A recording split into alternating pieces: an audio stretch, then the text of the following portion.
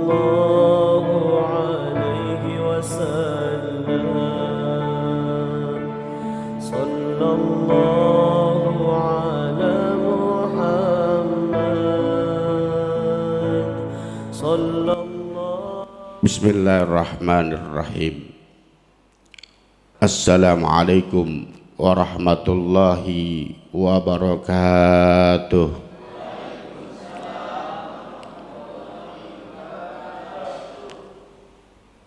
Daun salam di sampingnya daun katuk. Ini jawab salamnya kayaknya pada masih ngantuk. Saya ulangin lagi biar enakan dikit. Assalamualaikum warahmatullahi wabarakatuh.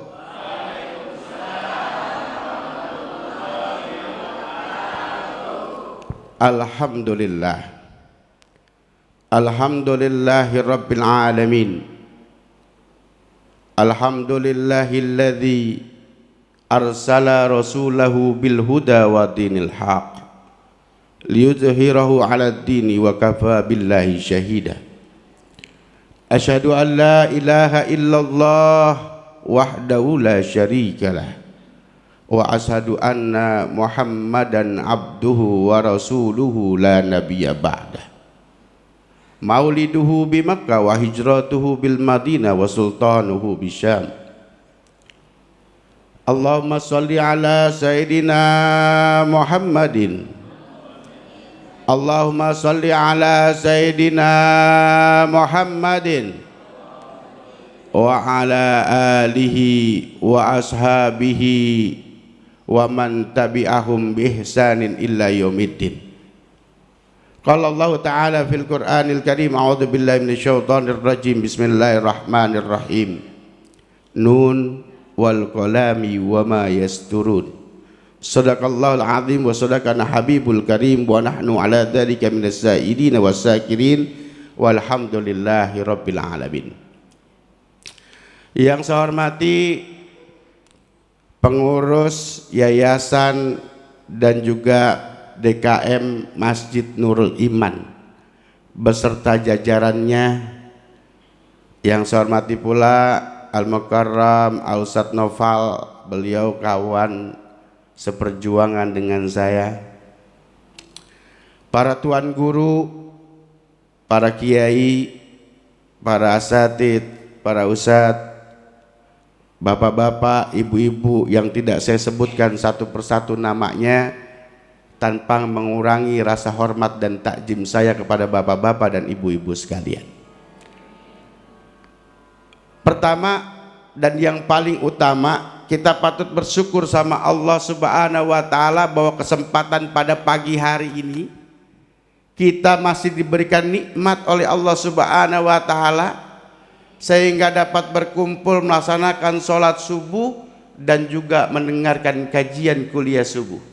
Mudah-mudahan yang hadir tempat ini Allah panjangkan umurnya, Allah berikan rezeki yang luas, yang halal, yang barokah.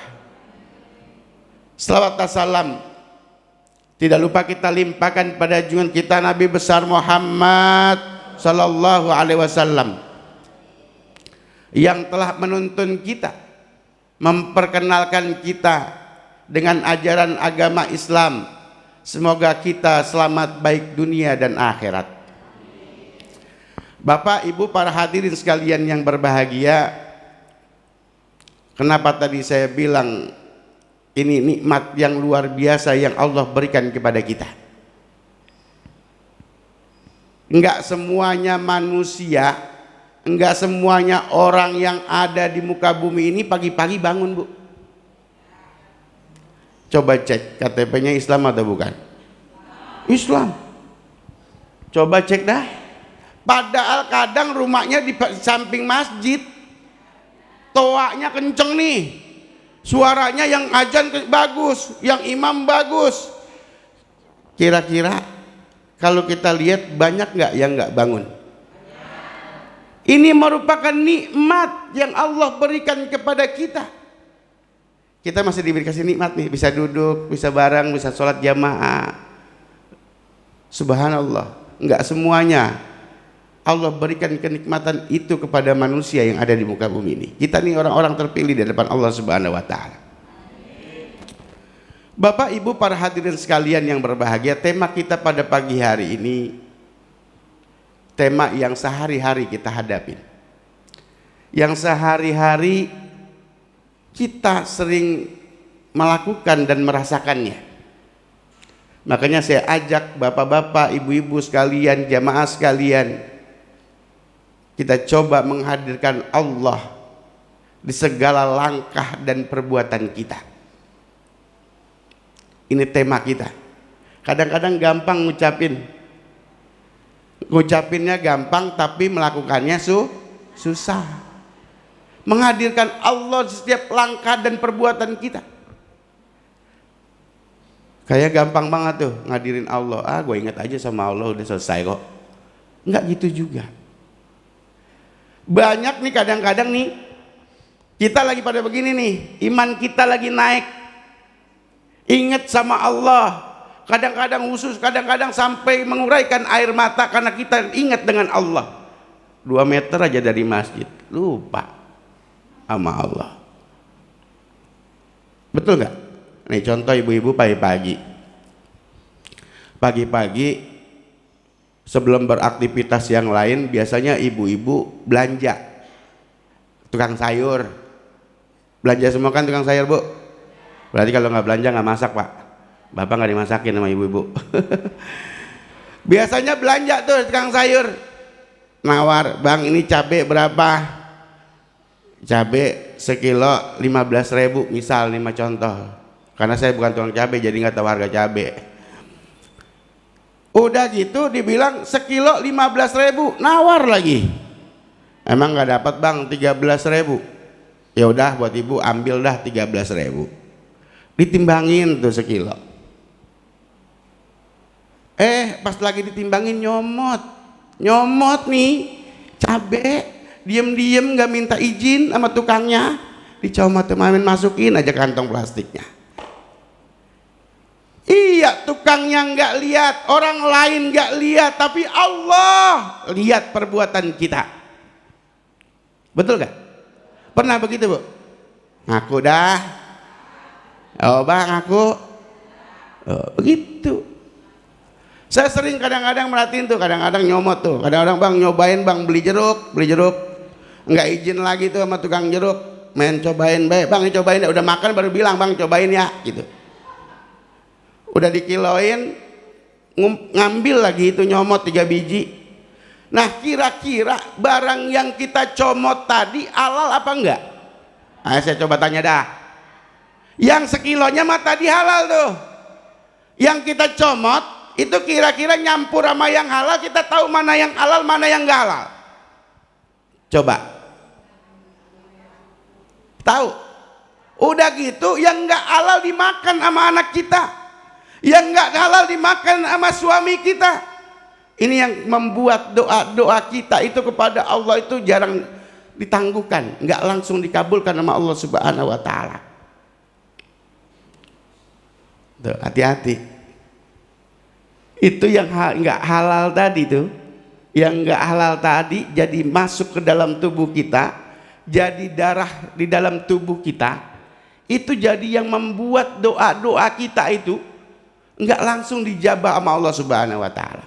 Kadang-kadang kan kita suka begitu tuh. Ini sehari-hari kita nih, kehidupan kita enggak semuanya orang merasakan kehidupan itu selalu bahagia. Pasti ada susahnya. Kira-kira di sini ada enggak yang enggak pernah ngerasain susah hidup? Sahabat saya tanya, hebat kalau enggak pernah ngerasain susah mah. Pasti ada susahnya. Pasti ada ngeluhnya. Iya enggak? Iya. Ini kehidupan buat kita nih. Manusia itu kehidupannya naik turun. Kadang di atas, kadang di bawah. Kalau grafik naiknya turun, ke bawahnya dahsyat. Kadang-kadang kita lagi enak, lagi punya. Kadang-kadang kita ada di bawah, paling terbawah di titik terendah. Ini manusia. Enggak semuanya Pak mulus. Karena sebuah perjalanan itu pasti ada tanjakan dan ada turunan.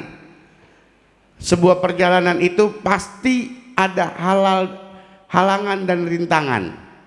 Kayak kita jalan dah di kampung kita nih, kelihatannya mulus aja tuh jalan, totonya ada lubang. Jadi nggak semua pandangan kita itu mulus.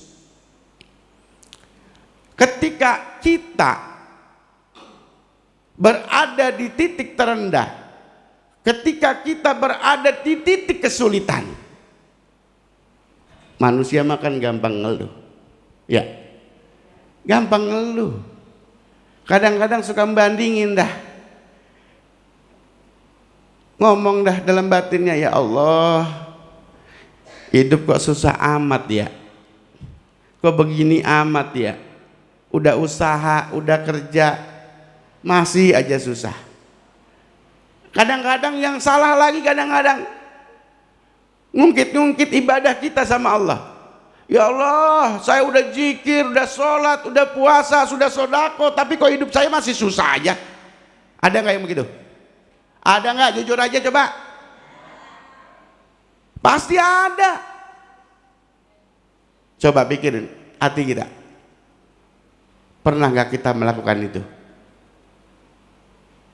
Kadang-kadang kita suka ngeluh, ya Allah, saya sudah rajin sholat, rajin ngaji, rajin puasa, rajin zikir, hidup kok masih susah aja kayak gini ya. Bandingin sama orang lain, lah kok dia mah nggak pernah sholat, nggak pernah ibadah, nggak pernah kenal masjid, kok rezekinya lancar-lancar aja ya. Ngomong dah lantas, sujud sama Allah, Allah nggak adil. Ada yang begitu? Ngomong Allah nggak adil.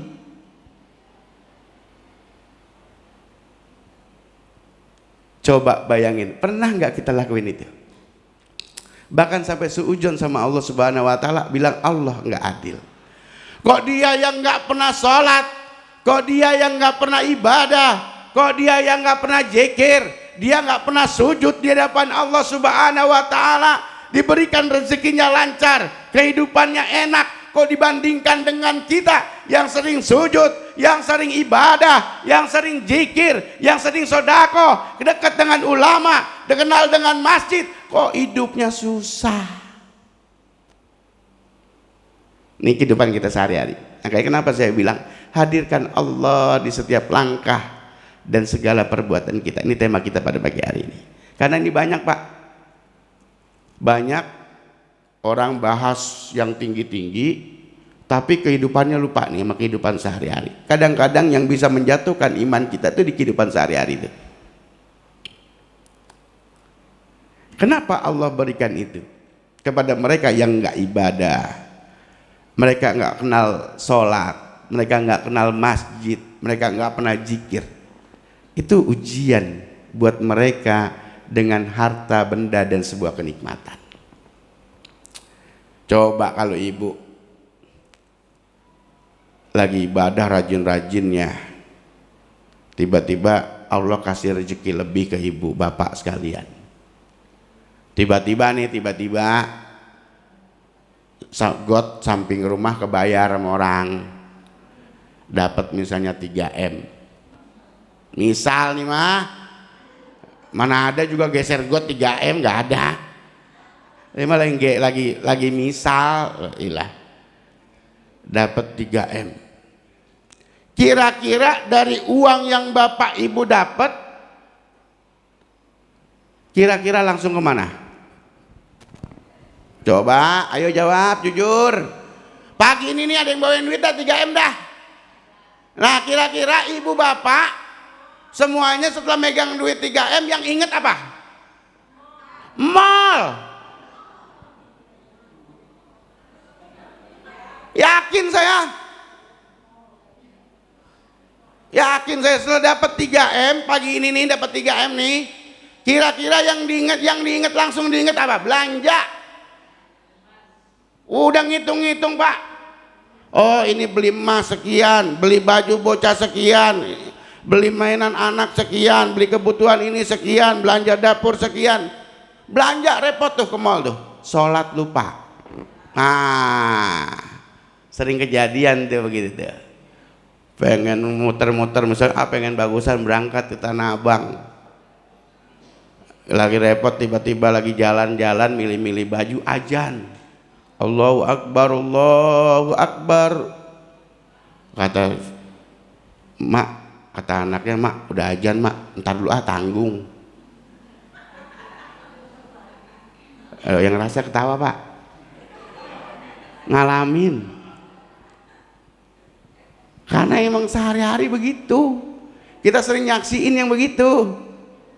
Ntar dulu tanggung, milih dah tuh, masih keliling aja setengah jam, kelewat, nggak sholat zuhur.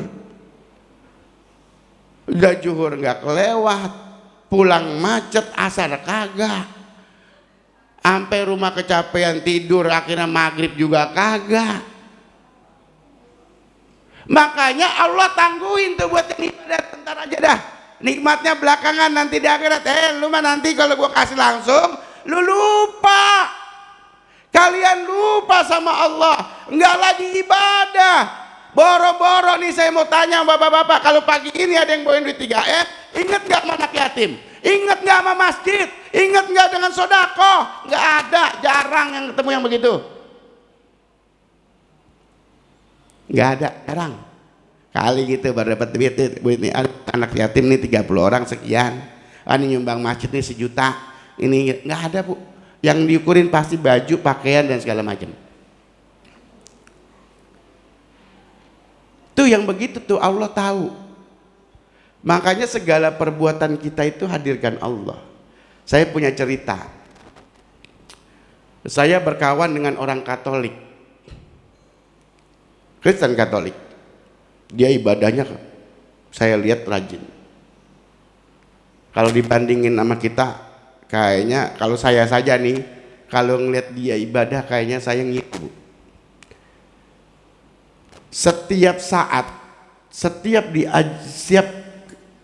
jam-jam ajan kita, mereka itu video callan atau Zoom meeting. Anaknya jauh-jauh, ada yang di Australia, ada yang di Kalimantan, anaknya 3 kebetulan. Itu dia pimpin bu doa, dia pimpin doa pak, melalui Zoom meeting di handphone, dia hubungin anak-anaknya dalam satu layar handphone, muka anak-anaknya tampil semua. Dia bilang apa? Anak-anakku, mari kita berdoa kepada Tuhan, kepada Bapak di sana. Saya nggak bilang di surga, Bapak di sana. Kepada Bapak di sana katanya, yang telah memberikan kita rizki, yang telah memberikan kita bisa makan. Disebutin pemakannya apa, disebutin makannya. Pada hari ini kita bisa makan ayam, bisa makan ini, bisa makan itu. Ini berkat daripada Bapak berikan kepada kami. Kesusahan mereka dalam doa itu disebutin. Bapak mudahkan anak saya, misalnya namanya Yosa, dia lagi ujian, agar dia diterima di perusahaan ini kerjanya. Anak yang satu begini, anak yang satu begini, doa lengkap. Sampai yang ada di samping dia itu didoain juga, sampai supirnya itu pun didoain. Buat Bapak, misalnya Udin yang supirnya, Bapak Udin, semoga Bapak lindungi dalam perjalanannya selamat sampai dengan tujuan. Didoain pak, didoain. Coba kalau kita, coba dah bandingin tuh sama ibadah yang begitu. Saya aja ngiri bu, saya aja ngiri pak ngeliat yang kayak begitu. Kok mereka setiap waktu luangkan waktunya untuk beribadah kepada Allah. Mereka kumpulkan anak-anaknya biar gak lupa sama Tuhannya dia. Kok kita yang punya handphone, kira-kira nih ibu-ibu bapak-bapak pagi-pagi bangun tidur yang nyarinya handphone, ya bapak kan kalau sama ibu-ibu kan kalau baru melek mata yang dicari pasti handphone, betul nggak? Ibu-ibu coba dah baru melek mata, handphone mana ya? Kadang-kadang bikin status bu, baru bangun tidur guys, sampai masak aja tuh dibikin status. Wih, hari ini kita makan besar pakai oncom.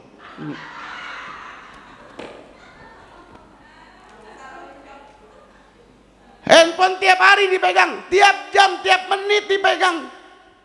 Ada nggak kita ingat ketika kita doa-doa itu ngubungin anak-anak kita? Ayo anak-anak, Bapak kita berdoa sama Allah Subhanahu wa Ta'ala yang telah memberikan kita rezeki. Ada nggak kira-kira? Ada kakak yang begitu, Pak? Nggak ada, Pak. Nggak ada, Bu. Mereka bicara itu selalu menghadirkan Tuhannya. Kok kita yang punya Allah yang setiap hari melindungi kita, alam semesta ini milik Allah, yang setiap hari kesehatan kita dijaga oleh Allah, nikmat apapun yang diberikan Allah kepada kita, kok kita lupa sama Allah? Kadang-kadang kita jauh sama Allah. Contoh nih, lagi saya kasih contoh lagi dah biar gampangan. Anak kita misalnya lagi ujian kemarin yang SMP SMA, tiba-tiba nilainya bagus, juara 1 kelas. Kira-kira yang dipuji siapa duluan? Hebat nak, kamu pinter nak, kamu cerdas nak, nilai kamu sampai bagus begini, sampai juara 1 di sekolah. Banggain anaknya, dia lupa di situ ada Allah.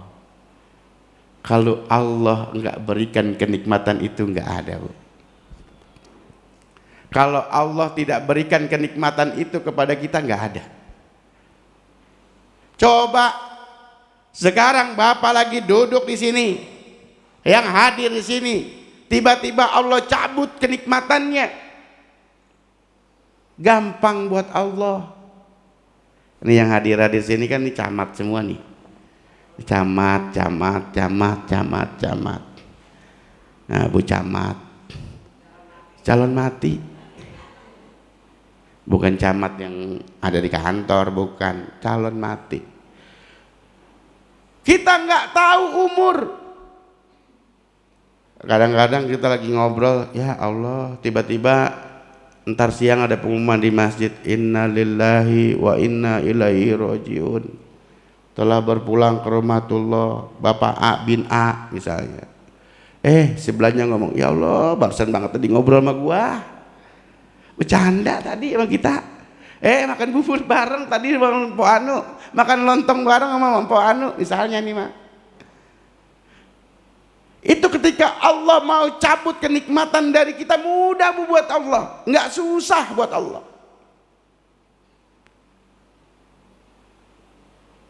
Kalau Allah udah bilang kun fayakun, gampang buat Allah, mudah buat Allah.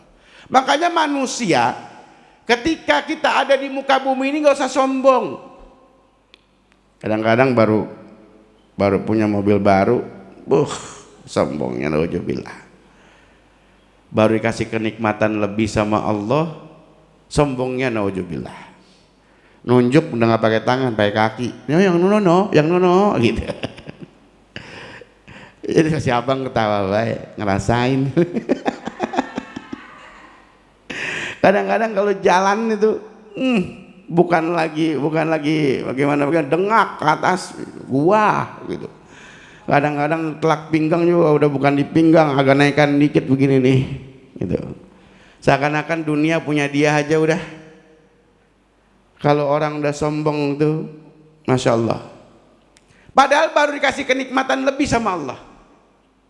Baru dikit, belum ada seberapa banyak dari alam semesta yang Allah punya ini, belum, baru sedikit kita.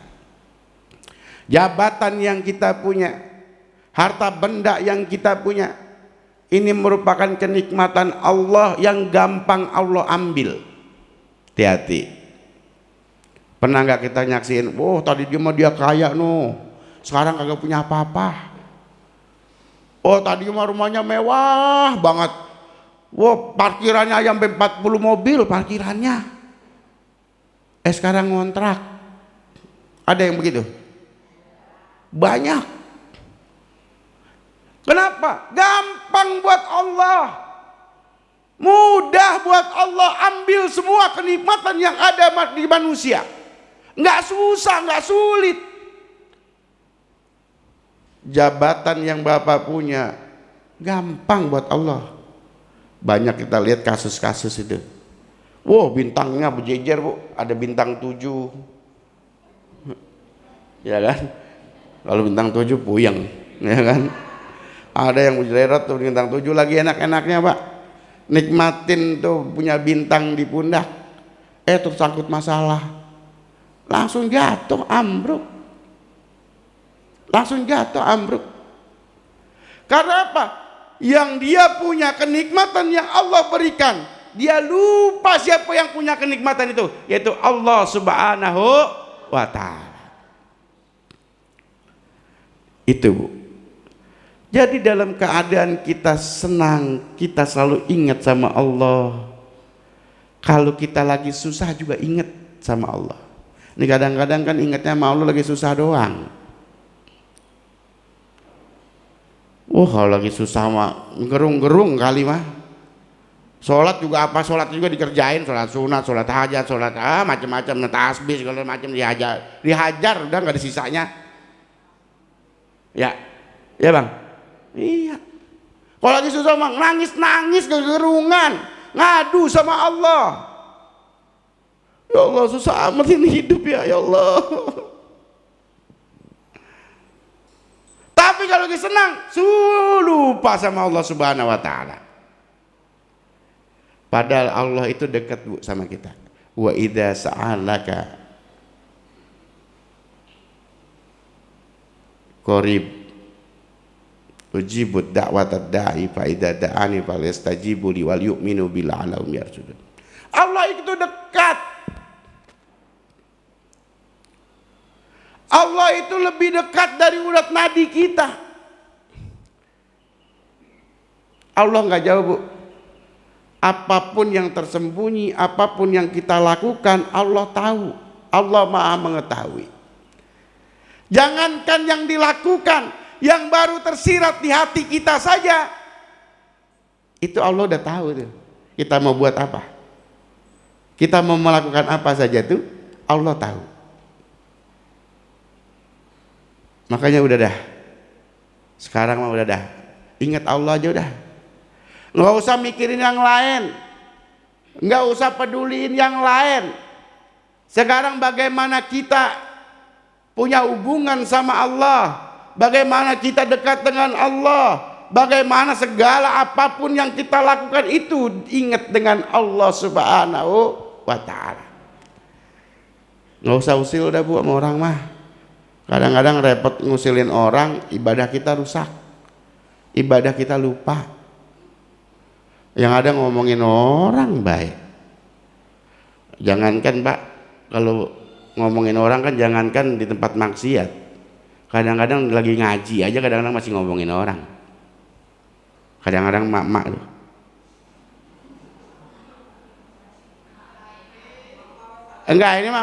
Ini mah ngasih tahu. Ini mah ngasih tahu biar mama besok ngajinya benar.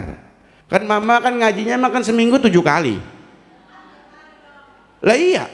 Yang pengajian Senin, yang pengajian Selasa, yang malam Rebo, yang malam Jumat, yang malam Kamis, sampai malam Minggu. Tapi terkadang perubahan dalam pengajian itu di hatinya nggak ada.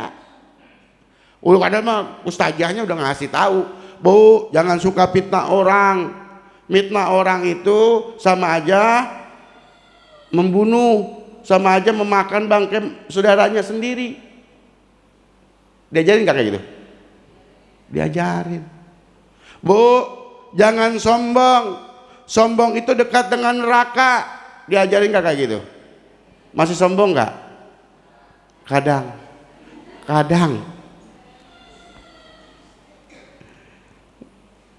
Iya, nggak usah dikata. Sombong mah kadang-kadang timbul. Setan mah kan gampang banget dalam diri kita. Gue mah nggak sombong. Itu tuh masjid tuh dulu kalau nggak bantuan gue kagak bisa gede gitu tuh. Sombong. Kan ngomongnya begitu. Saja gitu. Ngajarin jangan sombong, jangan fitnah. Tiap hari kita ngaji. Tapi Ada enggak dalam pengajian itu, dalam kajian itu yang nyangkut di kita? Ada enggak yang kita pakai dalam hati kita? Ada enggak yang kita praktekkan dalam kehidupan kita? Kadang-kadang manggil kiai, manggil ustazah jauh-jauh, bayarannya mahal. Mahal yang sampai 17 juta kadang-kadang kalau ceramah. Sampai ada yang 20 juta kalau ceramah. Nyangkut pelajarannya kagak Pak di hati. Dipakai juga kagak. Sama kiai kampung kita, kiai-kiai kita di sini nih yang ngajarin lupa. Boro-boro bawain parcel.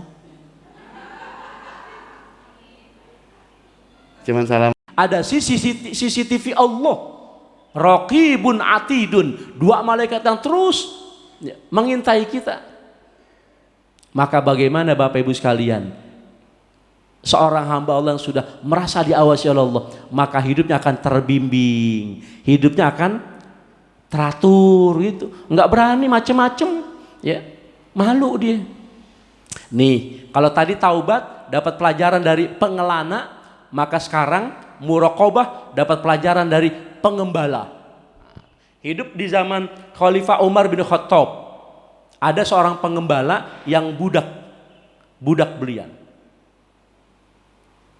Seorang pengembala sedang mengembala ratusan ekor kambing milik majikannya, maka sang Khalifah Amirul Mukminin Umar bin Khattab bersama sahabatnya Abdullah bin Dinar naik turun bebukitan, ketemu sama ini pengembala yang sedang mengembala ratusan ekor kambingnya. Maka bermaksud ingin membeli 1 ekor kambing yang sedang digembala.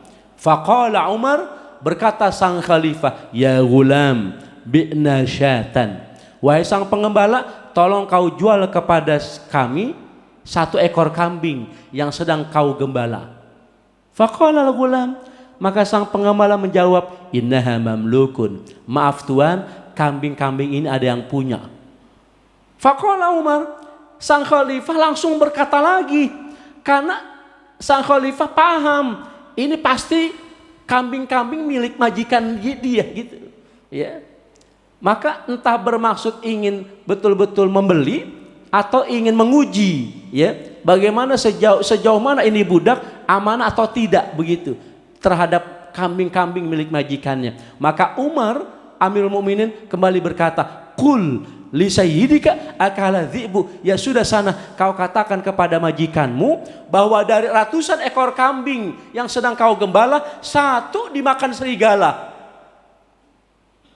Khalifah coba ngajarin sesuatu yang nggak baik nih gitu, ya, tapi mungkin nguji atau ngetes gitu, atau mungkin karena gergetan gitu, ya, kan udah paham ini kambing milik majikannya, pakai dikasih tahu begitu, ya. Kalau dalam hati kita barangkali gue juga tahu nih kambing punya majikan lu, kira-kira begitu, ya. Tapi kemudian Umar mengatakan, ya sudah kesana kau katakan kepada majikanmu bahwa dari ratusan ekor kambing yang sedang kau gembala 1 dimakan serigala. Faqala al-ghulam, maka sang pengembala juga kembali menjawab, maaf tuan, saya bisa katakan itu kepada majikan saya.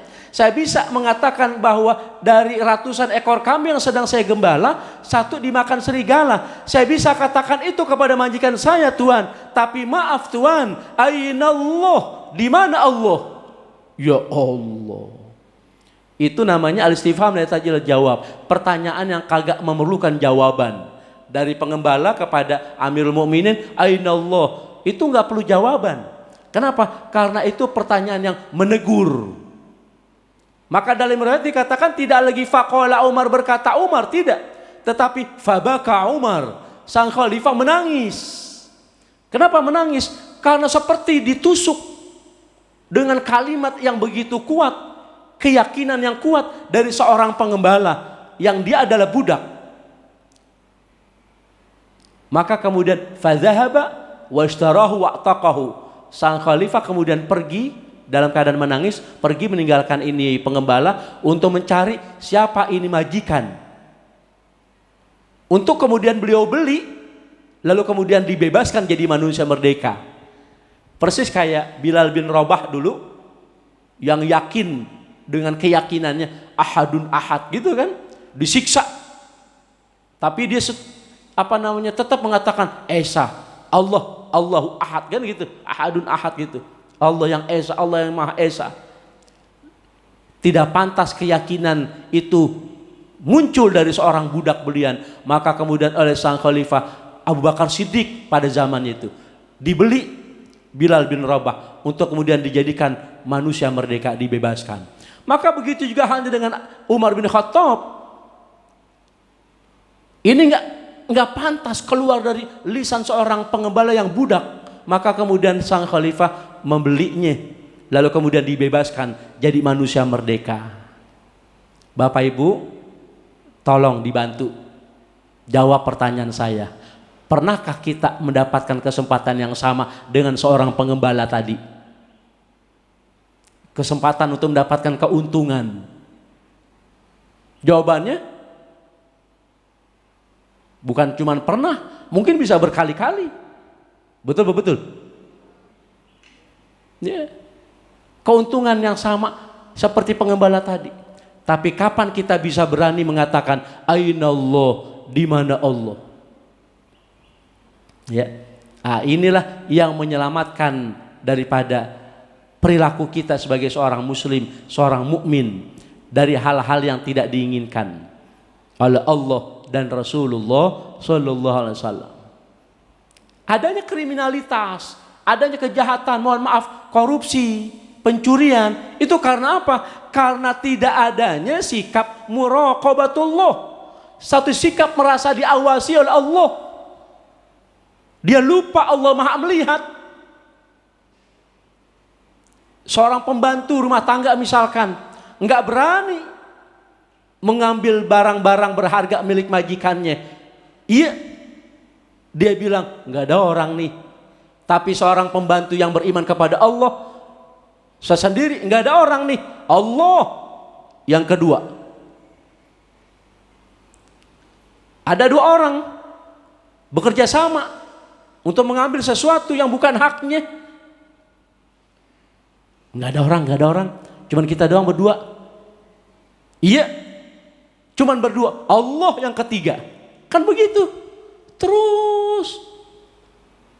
Maka sikap muraqabatullah, sikap yang bisa menyelamatkan kita dari berbagai macam tindakan-tindakan kejahatan. Ya. Nah, jadi Bapak Ibu sekalian, ini penting bagi kita. Untuk supaya apa? Supaya apa yang kita laksanakan dalam syariat, ibadahnya, ya, sholatnya, puasa tuh contohnya puasa. Praktek muraqabatullah itu yang paling kental ada pada puasa. Ibu-ibu Ramadan puasa kan? Sama saya. Ibu-ibu di rumah sendirian, di tengah hari bolong Ramadan, sendirian di rumah. Teman ibu siapa? Teman ibu masakan, makanan, minuman, kan begitu kan? Tapi ibu-ibu pernah nggak, berani nggak nyentuh makanan itu, nyicipin makanan itu? Nggak ada orang nih, nggak ada siapa-siapa ini, berani nggak makan? Kenapa nggak berani? Jawabannya bukan karena kan lagi puasa, bukan. Jawabannya karena Allah melihat. Betul. Jadi itulah praktek muraqabah yang paling terasa itu ketika kita puasa. Baik puasa Ramadan ataupun puasa sunnah yang lainnya. Ya, nggak ada orang memang. Kayak kumur-kumur, orang lagi puasa, berwudu, kan di antara sunnah wudu adalah berkumur-kumur, kan gitu. Berkumur-kumur ketika berwudu sunnah bagi yang tidak puasa. Tapi kalau lagi puasa, berkumur-kumur berubah jadi makruh. Kenapa makruh? Karena itu bisa membahayakan puasa dia. Kumur-kumurnya 2 kali, yang dibuang sekali. Kemana tuh yang sekalinya tadi? Nggak sengaja Pak Ustadz, itu air jalannya cepat banget, bluk, langsung ketelen. Enggak. Maka kemudian dipotong oleh para ulama fikih, itu dipotong. Namanya saddu dzara'i, memotong jalan gitu. Awalnya sunnah, ataupun kalau mau turun tingkatannya, ya ditanya boleh-boleh saja, ya walaupun lagi puasa boleh-boleh saja, tapi mendingan dipotong. Kenapa? Khawatir dari kebolehan, atau dia tadi ngejar kesunahan tapi justru malah bisa membawa dia kepada keharuman atau kebatalan puasanya. Itu namanya saddu dzara, dipotong gitu. Maka orang puasa berwudu langsung aja udah ya, fagsilu wujuhakum, langsung basuh wajah gitu. Ya. Itu praktek-praktek muraqabah berasa benar tuh kalau udah puasa gitu. Baik, berikutnya yang ketiga, ini kita potong ya, waktunya terbatas. Yang ketiga ada namanya, setelah kita awali hari-hari kita dengan taubah, lalu kemudian kita kawal diri kita dengan muraqabah, maka hari-hari kita isi dengan muhasabah. Yang ketiga, kagak ada hari yang terlewatkan pada diri kita kecuali kita muhasabah, introspeksi diri, ngitung-ngitung. Hasibu anfusakum qabla an tuhasabu. Bapak Ibu kita disuruh ngitung-ngitung diri kita sebelum kita nanti dihisap, sebelum nanti kita yang dihitung.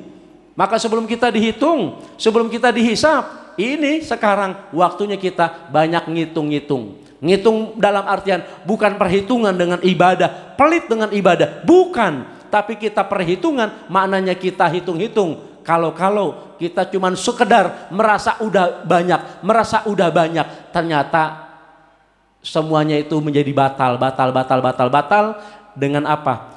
Dengan hal-hal yang kita tidak ketahui. Maka tadi syariat penting.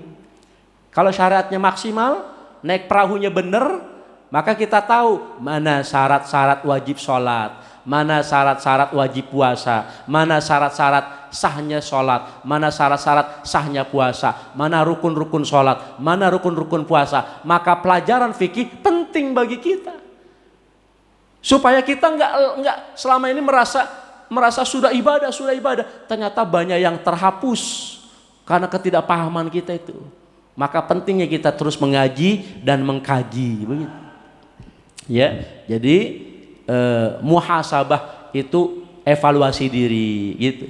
Ya, ibu-ibu, bapak-bapak, bangun malam, tadi niatannya langsung ingin berjumpa dengan Allah. Enggak ada yang kita jumpai kecuali kita ingin langsung berjumpa dengan Allah. Tegakkan sholat 2 rakaat, ya, duduk, introspeksi diri, mikir gitu. Ya, dengan lantunan ya Allah, ya Allah, ya Allahu, ya Allah, ya Allah, ya Allah, ya Allahu, ya Allah. Ya Allahnya ada 8 kali. Ya, untuk kita ingat-ingat bahwa setelah hidup ini kita akan ketemu dengan 8 terminal menuju Allah. Apa sorga, apa neraka, itu terminal ke-8.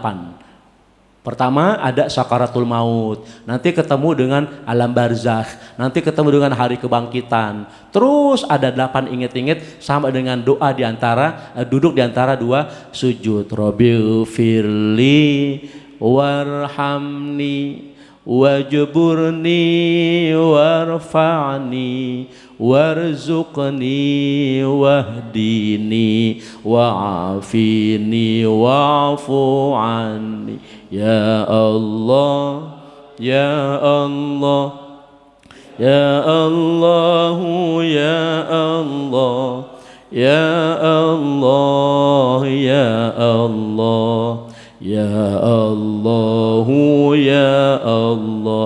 Boleh kalau udah sholat 2 rakaat, 4 rakaat gitu, ya, pegel selonjorin kaki gitu kan, mijit-mijit kaki. Ya Allah, ya Allah. Boleh sambil evaluasi diri, ya, sambil tanya-tanya, kaki, udah apa yang sudah kau lakukan seharian ini, begitu. Adakan dialog, nggak apa-apa. Tanya-tanya sama kaki kita, kaki, lu udah kemana aja, begitu. Ki gitu. Ki-nya jangan cuman ke aki-aki yang ada di rumah. Ki-nya ke kaki nih, ki gitu, ya. Apalagi bapak-bapak lebih pantas lagi. Kenapa? Karena bapak-bapak Itu laki. Laki bahasa Arabnya rojulun. Rojulun mirip-mirip sama rijlun gitu. Rojulun laki, rijlun kaki gitu. Rojulun laki, rijlun kaki, mirip-mirip. Maka bapak-bapak yang lebih pantas nanya-nanya, boleh pukul-pukul kaki. Lu udah kemana aja hari ini? Begitu. Kagak sedikit. Atau mungkin ada saja ya suami-suami yang ngaku sama istrinya kakinya melangkah ke kantor, tapi ternyata belok. Saya nggak mau ngomong belok ke janda, nggak mau ngomong saya. Gitu. Ya, entahlah belok kemana kan gitu. Ya, ya jangan ada dusta di antara kita. Lah iya, jangan sampai ngakunya kemana-kemana, lalu kemudian kakinya ngajakin belok ke kanan ke kiri nggak jelas gitu. Evaluasi dulu. Khalifah Umar bin Khattab, Khalifah Umar bin Khattab, gara-gara panen kebun kormanya itu, lalu kemudian sampai terlambat sholat asar berjamaah. Gara-gara dunia yang sedang diurusin, panen korma tadi, lalu kemudian dievaluasi diri, lalu kemudian dia sedekahkan kebun kormanya. Kebun kormanya dia sedekahkan. Gara-gara apa? Gara-gara dia terlambat sholat asarnya. Ya Allah. Jauh dah sama kita mah. Jauh dari kita mah. Kita bukan cuma terlambat sholat asar. Emang bisa sampai ke maghrib bisa jadi. Ya. Iya. Kenapa? Gara-gara dunia. Ya Allah. Maka Umar bin Khattab begitu tuh. Dia pukul-pukul kakinya tuh. Dievaluasi itu, ya kita ingat-ingat tangan kita, mata kita, itu namanya evaluasi, ya. Nah, mudah-mudahan dengan evaluasi kita akan dapat hidayah, kan gitu. Ya Allah, kan. Nah hidayah itu ya yang kita tunggu-tunggu. Ya bagaimana kita mau dapat hidayah, kita nggak ada usaha sedikit pun untuk mikir, evaluasi, gitu. Ya, jadi sambil evaluasi terus dengan lantunan-lantunan zikir-zikir kepada Allah Subhanahu wa taala, ya. Termasuk juga kalau kita sudah jangan lupa dalam kita munajat kepada Allah, jangan lupa di situ ada sholawat kepada Rasulullah sallallahu alaihi wasallam, ya. Ibu-ibu, bapak-bapak yang sudah rindu pengen umroh gitu, rindu pengen ziarah ke makam Rasulullah, ya udah dalam munajatnya jangan sampai kosong dengan sholawat kepada Rasulullah. Ya Rasulullah, salamun alaik, ya rafi'a syani wad daraji, ya Rasulullah, salam